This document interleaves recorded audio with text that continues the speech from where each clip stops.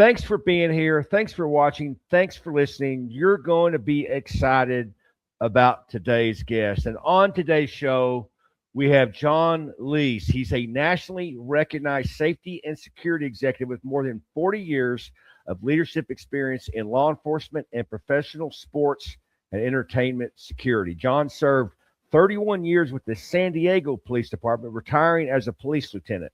He led specialized units including gangs, robbery, narcotics, task force, special events, and executive protection. Upon his retirement, he served 5 years as the director of security for the San Diego Padres, where he developed and managed a comprehensive safety, security, and crisis response operations for Major League Baseball games and large-scale special events there at Petco Park. And I knew John when he was with San Diego PD, and I knew and was around John when he's with San Diego Padres. I'm not trying to offend you with the hat today, John, but how you doing, man? Hey, doing okay. And much respect to the Dodgers. They did it well. Well, I suffered and languished for about 30 years, so I don't shy away from it now. So we waited a very, very long time, man. So I think to get started, let's go all the way back. I mean, you got into law enforcement there in Southern California, and just kind of what was the decision-making process and the decision on what department to go to and kind of where you landed? Kind of tell us about that. Well, it was interesting. My start actually was in high school, and the local sheriff's department, San Diego County Sheriffs, came out and did basically a introduction to the high school students about possible careers as a deputy sheriff. And they had a program called Sheriff's Explorers, which is part of Boy Scouts of America. And so I jumped on board, was a Sheriff's Explorer in Encinitas for several years, had the opportunity to get a job with the county marshal's office as a cadet, worked there for 3 years, and then I ended up getting recruited to San Diego PD in 1979, and wham, I just took off from there. But it was interesting because it all came out as a introduction to just law enforcement in high school. I was looking at the music industry originally because I was a musician and I was looking to go a different direction. But I was so enthralled when I went on ride-alongs with the deputy sheriffs up in Encinitas that it was like, oh, I got to do this. It was an awesome time. Awesome time. Yeah, I've got a similar story. I was going to go into something of sports or athletics, and my father was in law enforcement. Started out in Southern California, actually. And my father was in law enforcement, but I didn't have any interest. And I got a job in college as a cadet. I don't know what that program was like there, but the cadet program where I grew up was you basically took and washed the chief's car, took his laundry to the dry cleaners, and ran errands for the administration. You wore a little goofy uniform. But when the bosses went home at 3 or 4 o'clock, I had to work till 7. So I would jump in a car with one of the officers. And man, I was like, you got to be kidding me. I had no idea. I mean, I remember looking over at the guy one day and I said, do they pay you for this? And he goes, twice a month, man. I said, I don't know what it's going to take, but I got to do this. And so, yeah, my life, like your life, John, was radically changed. And you were involved in a lot there at San Diego. And it had to have been tough to leave at 31 years, but you landed in a good spot. And you've really become a national expert in large-scale events. Did you have that interest there at San Diego? Because I know you were involved in some large events there. I think the Republican convention, some other things. So that was percolating, and then this opportunity came up. Kind of talk to us about your interest in that, because people don't know this. If you think leadership's important in a law enforcement agency, it's about 10x if you're over a large-scale event. Yeah, absolutely. And it piqued my interest, special events specifically, when I was assigned. I was in our traffic division, and my goal was to get the motors. And along the way, I had the opportunity to work our special events unit, which at the time, this was about probably 1990. We were managing probably about 800 to 900 events a year in the city of San Diego. And what that meant was I would be responsible for assigning officers to go work parades, runs, you name it, movie details, the whole routine. And I really got interested in it. But the one thing I noticed was there was absolutely no training for people stepping into that job. I got training from the person who had the job before me, best that he could do. And then eventually it went on. And ultimately it segued into another business. But that was an exciting time for me. And I really enjoyed it. I went on, as I left and became a lieutenant, I eventually made it to motors. I worked special events on motors for several years. I had a lot of fun doing everything from presidential motorcades to, you name it, biotech conferences, big conferences, small conferences, runs, you name it, I was there. It was fun. It is, and I tend to agree with you. And believe it or not, Tulsa and San Diego are very similar sized departments, and I was over special events for a while too. And the motor unit is in the same division, so I had them as well. And what was always fun about those events is you would often just see people you wouldn't normally see, because people that come to events aren't the criminals that we're used to dealing with, right? They're just they're running 5K runs, or it's a concert that everybody's happy to be at, and so it's always a fun experience in law enforcement. But you also can't play around. And the coordination of officers, because those officers, just so our audience knows, that's not their regular assignment. They were coming to you, John. They were coming to me as a part-time assignment, probably, right? And that's always sort of dicey as well. But Yep. so you took that experience and you took a job with San Diego Padres. And I remember I came down to a game one time, and I'm not bitter about it, but you didn't tell me how bad the parking was down there by Petco. But I dealt with it. I got in the park okay. And you took me back and show other stuff. But from what I understand, like you really elevated the technology and some of the things there at San Diego when you got there. What did you find when you got there inside that ballpark? Well, what was interesting was that the folks before me that had that director's position had no law enforcement experience, and the folks that hired me realized they needed that. And the most important part was the ability to bring people together from all the stakeholders, from fire rescue to PD to the sheriff's department in some cases. And then, of course, working with everyone else within the organization, meaning the Padres organization, where you have departments within departments there putting on a variety of things, whether it be food and beverage or the custodians or whatever. There was responsibilities there that we had to pull together and get everybody talking on the same page. And that was a challenge. Yeah, it really is. I'm sure you had a year or two there where you had to really sort of cobble that, but then you probably hit your stride. Probably by the time you left in 5 years, you had it going real well for the next guy, right? It was a good time. It was time where we were heading into the All-Star game in 2016, and we had done all the pre-planning. I'd been in Cincinnati the year before. We actually shadowed the Cincinnati Reds the year before, which is typical, to see how they ran operations. So we didn't make mistakes when we ran ours the next year. And it was great because I took fire rescue people with me. I took PD people with me. In fact, the gentleman I took with me to Cincinnati is now the chief of police for San Diego PD. And it was a lot of fun. It was a great learning experience, and it gave you the ability, and I'll talk about this time and time again, relationships are so important. And that's how you build that core of leadership experts together, is simply by getting together and pulling folks together and having some tough discussions about what we can do and what we can't do. Because it is different, John. And I've tried to tell people that work this industry, because most law enforcement that works a concert or a ball game, you can't have a law enforcement mindset. Now, you should as far as safety reasons, but it's not like you can just snatch everybody up and take them to jail. There's a little different mindset, and because they may be breaking a rule, but they may not be breaking the law. Kind of talk to our audience about that.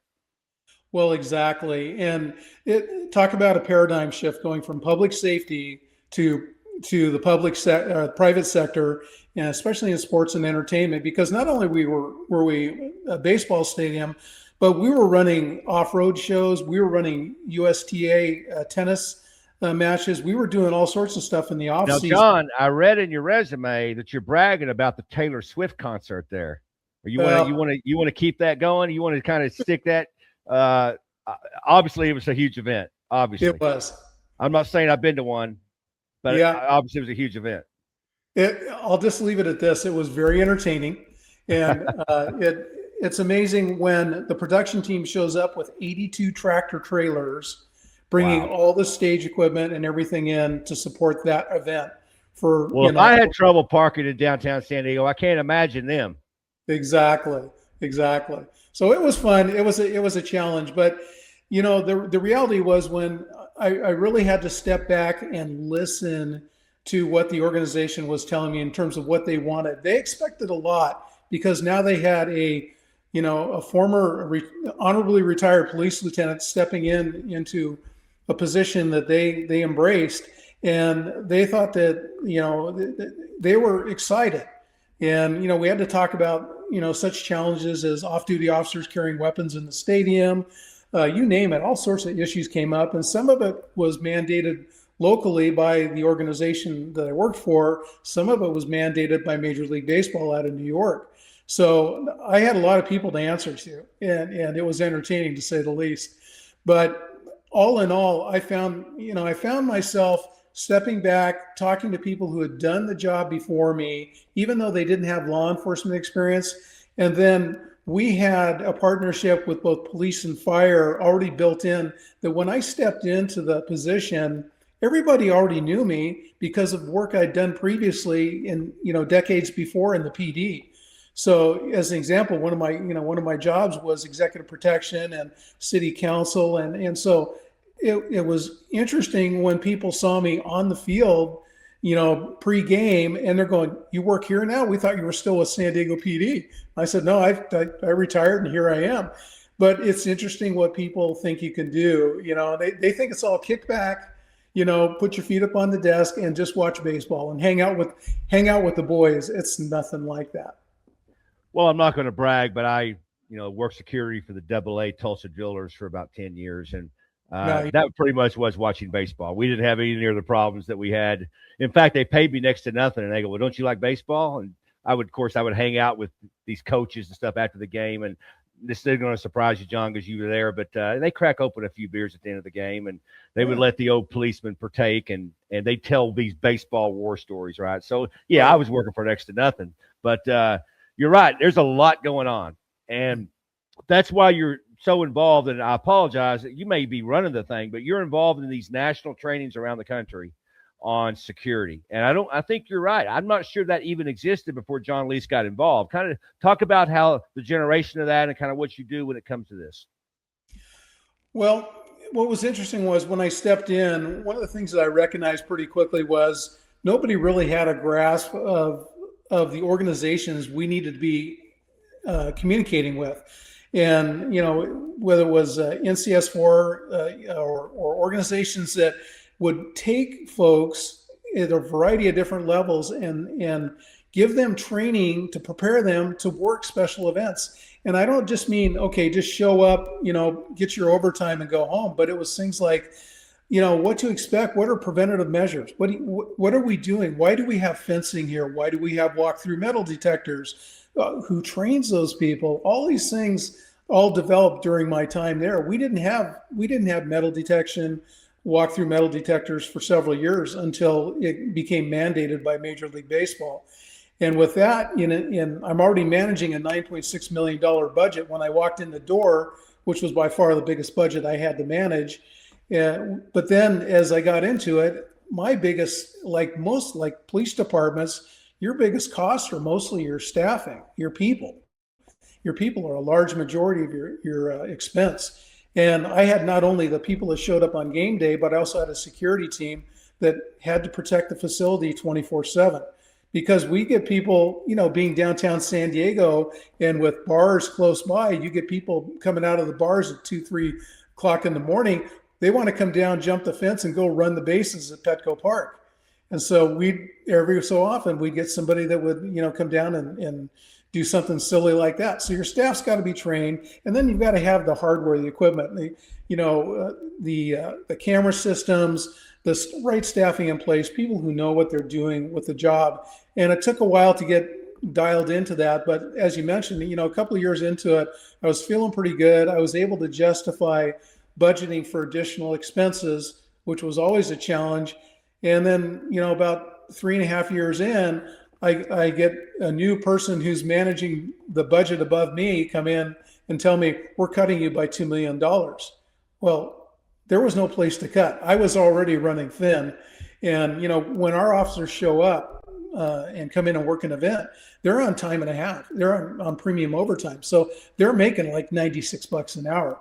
And then I have at least one sergeant, if not two sergeants, and then probably, a staff of 8, 10, or 12 uniformed officers, and then I have a whole entire private security contract force that numbers anywhere from 60 to 80. And they're, of course, getting, minimum pay there, but we've got a lot of staff on game day. And that doesn't even account for all the guest services, the folks serving food and beverage, all those people that are a whole different budget. But it's a nightmare to manage for sure.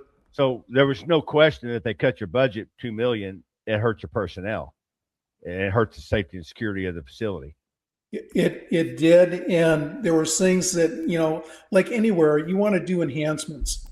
You can see areas where people have the opportunity to jump a fence. Well, if we can fortify it some way without making it look like a prison, make it user friendly, if you will, or, you have to put staff there during game days, then that's what you've got to do.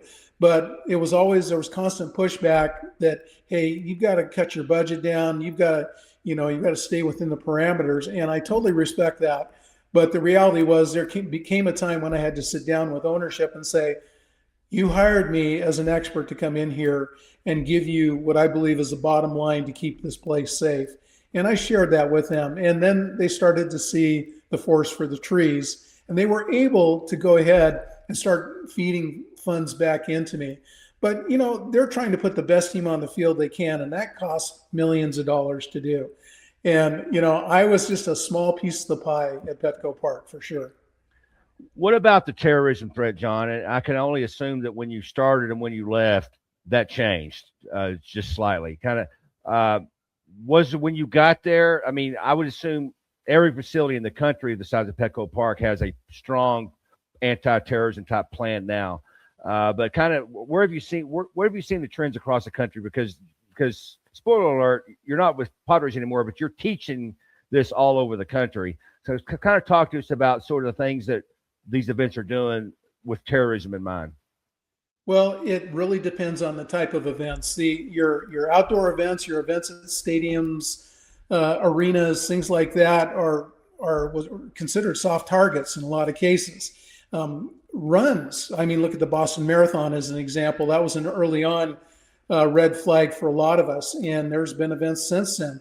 You've seen Magdeburg, Germany, where a crazed gentleman took a vehicle and ran it through a Christmas event, and just wiped people out. So everyone is on high alert, Travis. They're concerned about it.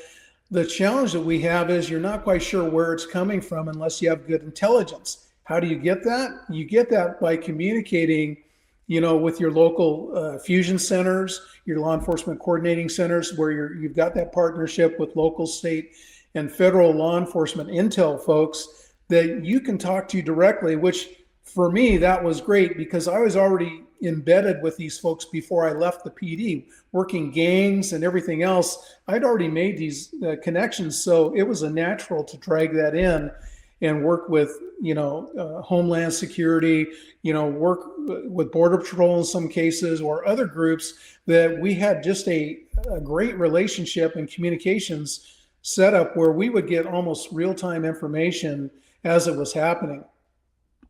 So it's a challenge. It's on everyone's mind. It's when we talk about it everywhere we go, every place we talk about is what can we do to protect ourselves? And whether it's enhanced camera systems, whether it's better training with your staff, getting them to understand what looks suspicious and what they really should be focusing on, as opposed to just watching a game or watching Taylor Swift sing or whatever the case might be.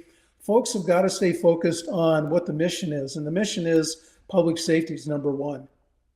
Yeah, not every officer, and I saw this myself, so I'm sure you did, but not every officer is capable of that. Not every officer is capable of looking at the crowd in a certain way and looking for indicators in a certain way. And I'm sure you identified who was the best at that, and you were able to pick those out and find those out. But if there's an officer listening to this and they want to get better at that, what would you recommend? Well, there's plenty of training available out there, and there's a number of ways you can get it. There's FEMA puts on great training. They have stuff you can do online and start educating yourself that way. The reality is if they're really interested in doing special events and getting into it, they need to find a way to work with local organizations to get a foot in the door. And a lot of times, like you say, those of us who are in the industry, whether we're on the private industry side or public safety side, we all as supervisors, managers, and leaders recognize those good people you're talking about. And a lot of times we'll recruit them up. We'll see them out there. We see them working in the field in other environments and recognize this person handled that situation very smoothly without escalating it. And that's the kind of self-driven leader you want to come up in the organization. So for me, I was constantly, whether it was on the PD, building a gang team or a robbery team or whatever the case was, I was always picking the best of the best. And, it irritated my friends who were leaders in other groups because I would want to kind of cherry pick some of their folks, but it would always be with mutual respect that, hey, we're building the best teams we can. So for those that are in the, at the level where they're looking up and going, what's my next step? What do I need to do? Go out, be proactive, get training, anything related to special events. I'm going to put a plug in, come to one of our seminars. And, special event safety seminars, we hold them all across the country, and come in and see what's going on. It's not expensive. Come spend a couple of days. We'll take you from A to Z to what builds an event, to what makes it successful, to what makes it blow up. And we talk about all of that, and it's a great exposure to it. So that's kind of the thing that I think is most important is people, they need to get engaged instead of just being a wallflower and just hanging back and just kind of watching things. They've got to get engaged. Give us the website for that training again, John. Sure. It's specialeventsafety.com. Gotcha. Yeah. Specialeventsafety.com. We'll put that in the show notes, but great events. I've seen John do those for a number of years. Find yourself, find your way, and do that. And John, I don't want to put you on a spot, but I'm just going to ask you a few fire off questions here. So you were around countless celebrities, countless people that our audience is going to know. If you had the opportunity to go have a beer and hang out with any one of them because they're really nice, who would it be? Wow. I've got to say, although I had the honor of, if you will, hanging out with Charlie Sheen for a bit, his father, Martin Sheen, who got lost and ended up in Mexico trying to get to our event, was truly a gentleman and just a wonderful individual. But, one who really stands out and who's got an awesome foundation is Gary Sinise. Yep. Gary is just a wonderful individual. He came, brought his band and played at Petco Park, and just a wonderful, wonderful individual. And it was a pleasure talking and meeting him. And I got to say, probably top class act was that gentleman right there, Gary. Yeah, I've actually heard both those names before in the same light. So you've got to be telling us the truth. And you don't have to answer this if you don't want, but if there's somebody you never want to have coffee with, who would it be? Taylor Swift. Come on. Are you serious? Yeah. I'm over it. Okay. No bitterness there. Well, John, no. My kids will hate to hear that, but then again, I won't tell them. And they don't listen to this old man show either. But man, I really appreciate you being on. It's such a unique topic that I don't think we think about a lot. And I think even the people in law enforcement think, oh, I'll just go work that event and get my time and a half and not worry about it. But you have to think to yourself, where there's large crowds, that's where the devil sometimes comes to play, and you have to be prepared for it. Absolutely. And the reality is people, for those folks that are in the law enforcement industry right now and are kind of looking for, what do I do next after I retire or I move on, or maybe they're looking for a new challenge in life, is if they get involved with special events like I did, there's a whole arena of things they can do in the future that will take them off in a completely different direction that they'll really enjoy. So, I encourage it. They're always welcome to reach out to me. I've mentored a few folks along the way, and there are folks out there that have done the same for me.